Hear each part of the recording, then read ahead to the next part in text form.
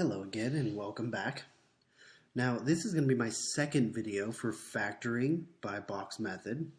Okay, and there's a reason we're making a second video, clearly.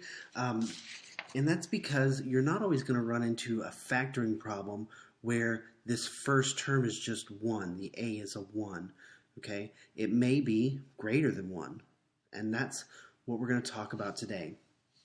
Okay, now you can still use the same exact steps. It works exactly the same, but it's going to be a little more difficult to figure out. Okay, so let's go ahead and get started. Now I know that this trinomial or this quadratic equation is going to be factored into two binomial expressions. So I'm going to go ahead and create my box, and it's going to be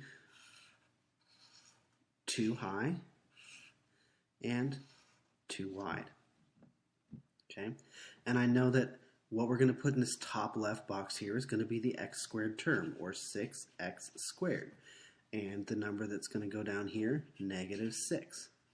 Okay, we also know that what's going to go in these two boxes are going to be the two terms that combine to give me the 5x. Okay, these are going to add to give me the 5x here.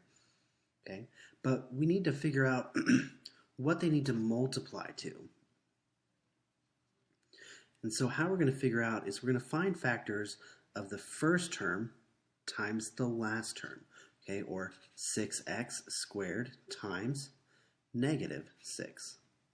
And that's going to give me -36x squared.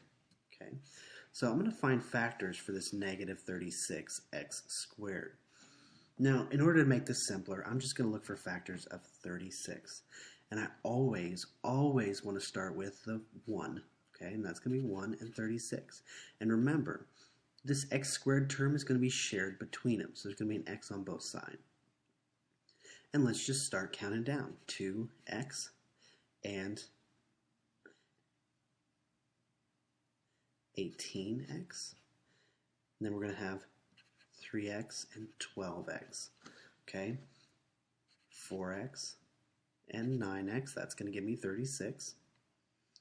Now, does 5x have a factor here? It does not.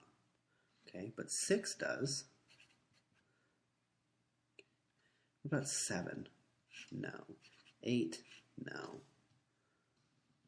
Okay, and you'll find that we end up at 9, right back where we started, okay, 9x and 4x. You'll see that these will start repeating, going back up. But I'm going to keep going, and I'm not going to start counting 10, 11, 12. That's going to take too long. But I know the next one is going to be 12 and 3, so we're going to write that, 12x, 3x, and then 18x and 2x, and then 36 and 1. Now the reason we're going all the way to the end and repeating these things in the opposite order is because up here, this is going to be a negative number. And there's only two ways, there's only one way I can multiply to get a negative number here. And that is if one or the other of these is negative. And the reason we went all the way down to the repeated numbers is for that we can just make one whole side negative. And we get every instance, every multiple that will create this right here, this -36x squared. And I want to know which of these is going to add to give me the positive 5x here in the middle. Now, I see 18 and -2. That's going to add to give me, 16x. No, that's not what I want. What about -6 and 6? Well, that's going to be 0x, so that's not what I want. What about this -9x and 4x? That's going to add to give me -5x. Almost, but remember, over here in my equation, I want a positive 5x. So let's flip the signs. Let's try -4 and +9. That's going to give me a positive 5x. So that's the one I want to use right there.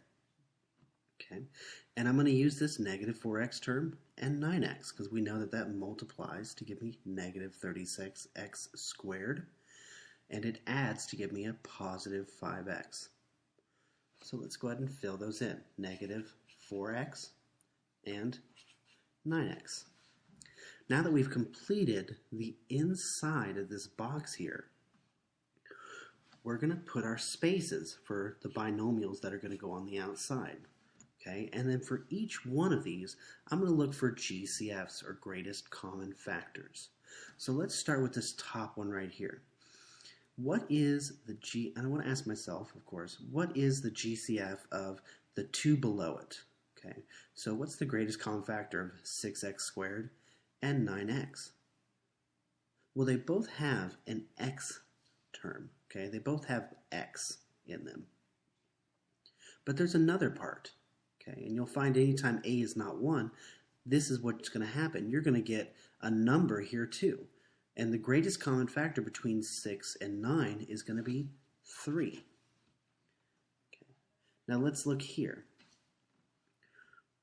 What's the greatest common factor between negative 4x and negative 6?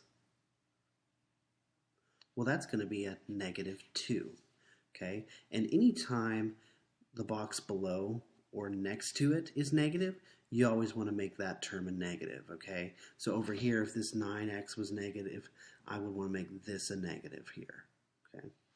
So let's start right here and figure out this binomial on the side here. So I'm going to ask myself, what's the greatest common factor here for positive 6x squared and negative 4x? Now, both of those have an x, so I know there's going to be an x here. But we're going to run into the same peculiarity here, and we're going to know that there should be a number here too, because 6 and 4 have a greatest common factor. You're not always going to end up with 1, but for this example, it is there. And 6 and 4, the greatest common factor is going to be 2. Now this box is positive, so this is going to be a positive. And then here, for this space, the greatest common factor between 9x and negative 6 is going to be 3. And because this 9x here is positive, it's going to be a positive. So now I have my binomials, and I just need to write them down. 2x plus 3 and 3x minus 2. Okay, and we're done.